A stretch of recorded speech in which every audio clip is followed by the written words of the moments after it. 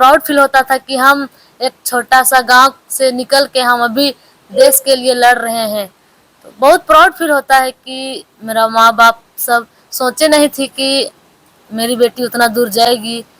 पर मैं मेहनत की और मेरा जो सर है वो मेहनत अच्छा से कराए, अपना बहन जैसा, अपना परिवार जैसा हमको मान के अच्छा से कराए, और अभी हम देश का नाम रोशन कर रहे हैं। 3 बहन है, 1 भाई है, तो हम लोग का जो घर है वो भी अभी टूटने का ये में है। तो अभी घर बन रहा है पर अभी पैसा का कारण अभी वो अधूरा ही है। तो मम्मी काम करने जाती है, रोज दिनचर्या काम करने जाती है, तो अच्छा नहीं लगता है कि हम उतना बड़ा बड़ा होटल में रह के आते हैं और मेरा घर आते हैं तो ऐसा घर टूट रहा है, इधर से पानी घुस रहा है उधर, तो अच्छा लगता है। आज नहीं तो कल मुझे पूर्ण विश्वास है कि झारखंड प्रशासन, झारखंड सरकार इस बच्ची के जो भी समस्या है उसे दूर करेगी। हालांकि हमारे बच्चे खेतों में खेलकर, और ये हमें कहते हुए बहुत ही गर्व हो रहा है कि खेत में हमारा मैदान नहीं, अपना खेत में खेलता है, फिर उसे मैदान बनाया जाता, फिर वो खेत बन जाता।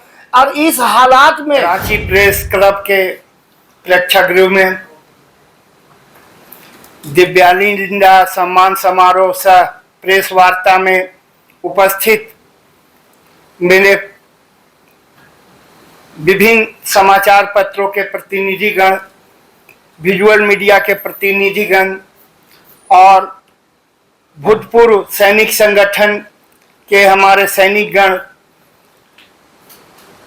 इस संगठन स्टार वॉरियर्स फुटबॉल क्लब के कोच अनवारुल हक जी, संरक्षक रमेंद्र कुमार जी और रांची की बेटी दिव्यानी लिंडा, आप सभी का मैं स्वागत करता हूं।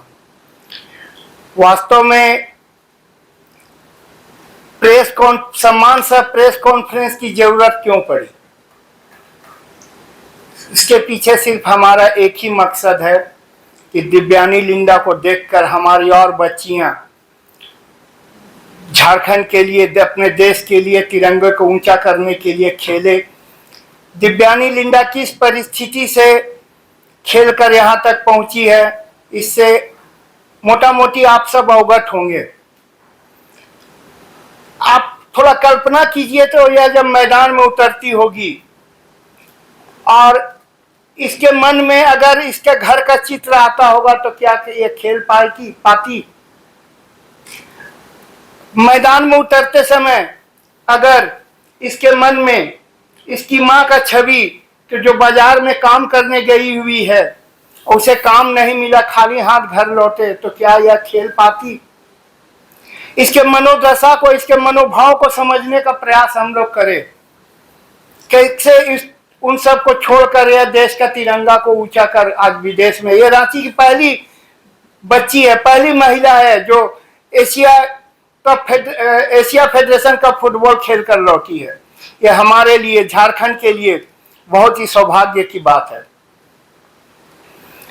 मैं बहुत ज्यादा नहीं कहना चाहूंगा क्योंकि इसके कोच हमारे संरक्षक साहब भी हैं।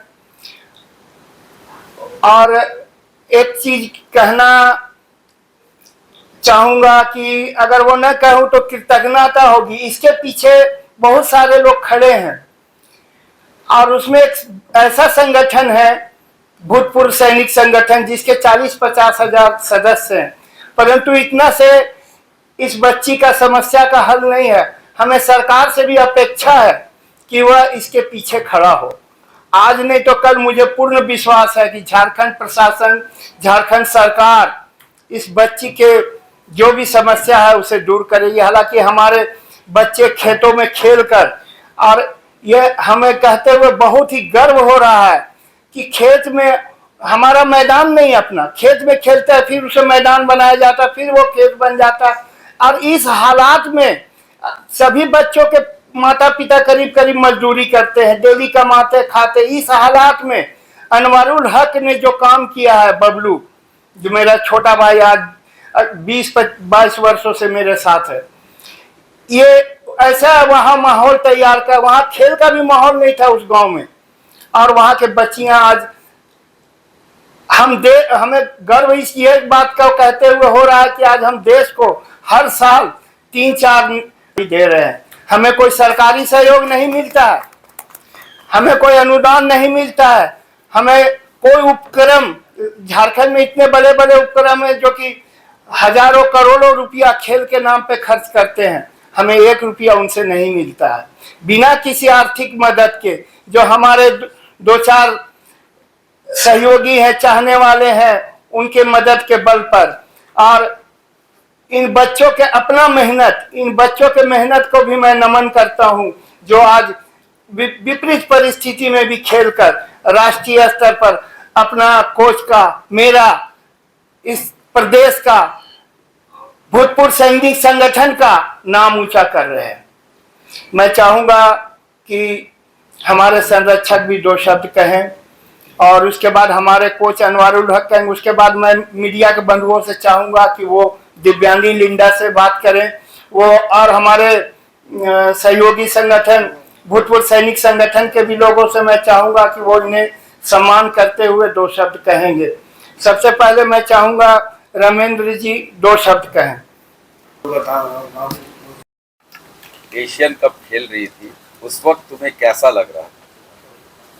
बहुत अच्छा लग रहा है कि हम एशियन कप उतना बड़ा स्टेडियम में मैं खेलने जा रही हूँ, और बहुत गर्व महसूस हो रहा था कि हम इतना छोटा सा ग्राउंड में प्रैक्टिस करके आज हम देश का नाम रोशन कर रहे हैं, उतना बड़ा स्टेडियम में खेल रहे हैं, चाइना जाके। हम सोचे भी नहीं थे कि हम उतना बड़ा बड़ा देश घूमेंगे, दूर दूर जाएंगे। पर मेरा कोच जो है बबलू सर, उन्होंने हमें अच्छा प्रैक्टिस दिलाई और अच्छा से मेहनत किए हम लोग, और अभी हम देश का नाम रोशन कर रहे हैं और मेरा घर का, मेरा जिला का नाम रोशन कर रहे हैं, तो बहुत अच्छा लग रहा है। क्या परेशानी है? परेशानी तो बहुत है सर। क्या क्या परेशानी है? हम लोग खुल के का, बात करो, खुल के। हम लोग जो ट्रेनिंग करते हैं, हम लोग को ट्रेनिंग करने के लिए हम लोग का एक खुद का ग्राउंड नहीं है ट्रेनिंग करने के लिए, और दूसरा का खेत है, उसमें हम लोग ट्रेनिंग करते हैं। फिर वो वहाँ फसल करने का समय आता है तो वहाँ हाथ चला दिया जाता है, तो हम लोग इधर उधर भटकते रहते हैं, तो हम लोग का ट्रेनिंग बीच में रुकता है। तो थोड़ा ये मतलब कि जो हम लोग का हौसला है थोड़ा डाउन हो जाएगा वैसे लगता है, पर हम लोग की बच्चियां में जो इतना टैलेंट है कि वो किसी भी परेशानी आती है वो पीछे नहीं हटती, केवल वो आगे जाने का वही हौसला रखती है। और घर की क्या स्थिति है? घर में क्या प्रॉब्लम हो रहा है? खुल के बात करो, पूरी बात बताओ। घर में क्या परेशानी?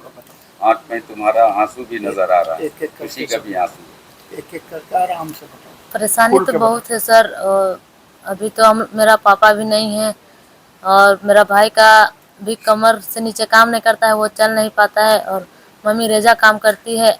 हम लोग 3 बहन है, 1 भाई है, तो हम लोग का जो घर है वो भी अभी टूटने का ये में है। तो अभी घर बन रहा है पर अभी पैसा का कारण अभी वो अधूरा ही है। तो मम्मी काम करने जाती है, रोज रेजा काम करने जाती है, तो अच्छा नहीं लगता है कि हम उतना बड़ा बड़ा होटल में रह के आते हैं और मेरा घर आते हैं तो ऐसा घर टूट रहा है, इधर से पानी घुस रहा है उधर, तो अच्छा नहीं लगता है, क्योंकि उधर तो अच्छा से हम रहते हैं, पर घर आके फिर वही तो बहुत खराब लगता है कि हम देश के लिए खेल रहे हैं और मेरा कुछ नहीं हो रहा है। तो मेरा से जो मेरी छोटी छोटी जो पीछे प्रैक्टिस कर रही है वो भी देश का नाम रोशन करना चाह रही है, देश के लिए खेलना चाह रही है, तो उसको भी तो ये होगा कि दिव्यांग दीदी खेल रही है देश के लिए, उतना बार खेल चुकी है, उसको कुछ नहीं मिल रहा है तो हम लोग को क्या ही मिलेगा।